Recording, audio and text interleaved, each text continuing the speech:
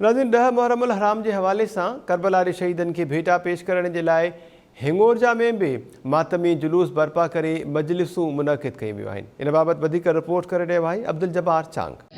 जी बिल्कुल, सजी सिंध जी अज हिंगोरजा में भी 10 मुहर्रमुल हराम के हवाले से मुख़्तलिफ़ इमाम बारगाहन का जेके जुलूस निकरी चुका हैं, मुख़्तलिफ़ रूटन रस्तन का थींदे, जैमें मुख़्तलिफ़ वॾो अलम बुखारी सैद ऐं ॿिया जेको हाशमानी माला ऐं ॿियनि मां जेके जुलूस निकरी चुका आहिनि, जेके मुख़्तलिफ़ रूटन रस्तन खां थींदे उहो पंहिंजी मंज़िल ते शाम रहंदवा आहिनि। ऐं ॿिए पासे अव्हांखे इहो बि ॿुधाईंदो हलां त हिते सीना ज़नी ज़ंजीर जो मातम पिण कयो वेंदो, जॾहिं त ॿिए पासे अव्हांखे इहो बि ॿुधाईंदो हलां त हिते मुख़्तलिफ़ रस्तनि ते सबील जा स्टॉल पिण लॻाया विया आहिनि।